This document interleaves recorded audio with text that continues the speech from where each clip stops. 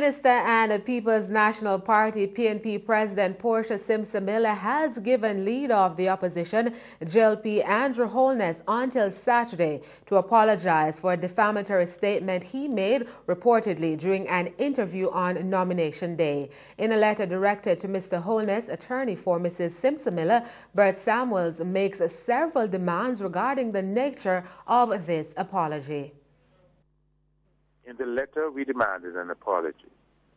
And secondly, we said that we'd like for the apology, the terms of the apology, to be worked out between Ms. Portia Simpson-Miller's attorney and his attorney. Thirdly, we made the point that even if there's an apology, it doesn't prohibit us from going to court to seek damages, because an apology only reduces the amount of damages. It doesn't vitiate it. It does not cancel out, as it were, in layman's words, the award of money as compensation. However, if there's an apology, we're prepared to meet with our client to see whether, in light of the apology, she wanted to go forward. In law, it is expected that a person will demand an apology as the first step. The first step in the law of defamation is a request for an apology. That's the first step at all times. Mr. Holness is being accused of making a statement that degrades the character of Prime Minister Portia Simpson-Miller. Those defamatory statements were made while commenting on the Prime Minister's failure to deliver on her 2011 election promises, including removing General Consumption Tax, GCT, on electricity. Mr. Samuel says if the opposition leader refuses to publicly apologize by Saturday, he will meet with his client on Monday to decide on their next move. Meanwhile, there are fears that the national leadership debates ahead of the election could be in jeopardy. The PNP has indicated that its leader, Prime Minister Portia Simpson-Miller, isn't prepared to engage in a dialogue with opposition leader Andrew Holness. Mr. Simpson-Miller has accused Mr. Holness of making defamatory statements against her on nomination day, as well as several other statements the PNP described in a release on Thursday as being irresponsible. The statements made include an allegation implicating the PNP in the shooting at Sam Sharp Square in St. James, and the PNP says it will not participate in the political debates in the proposed format. According to the Jamaica Debates Commission, the PNP wants a change of the format to reflect a town hall setting instead of the current style where journalists pose questions to political leaders.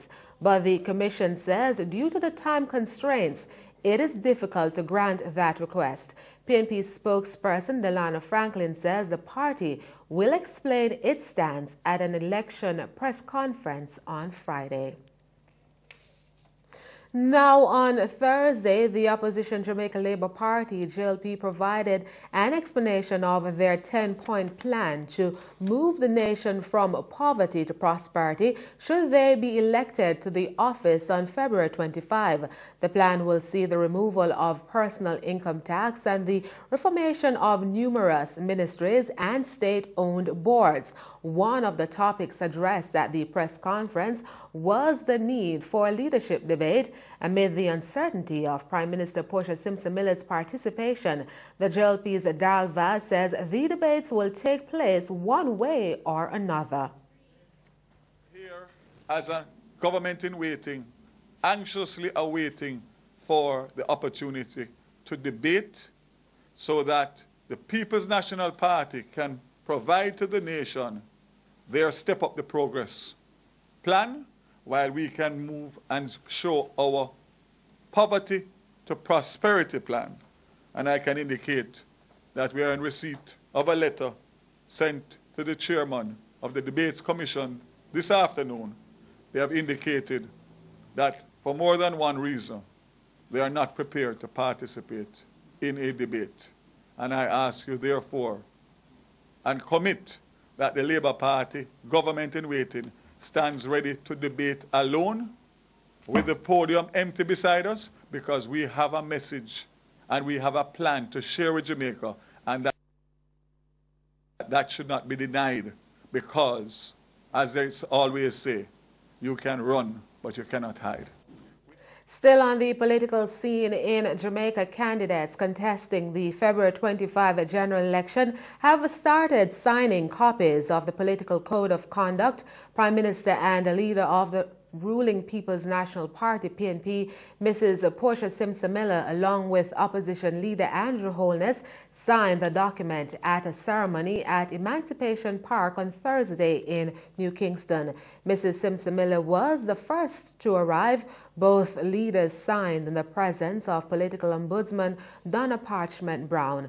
The Political Code of Conduct governs the behavior of political parties and their candidates on the campaign trail. It calls for a violence-free election and one that's free of intimidation.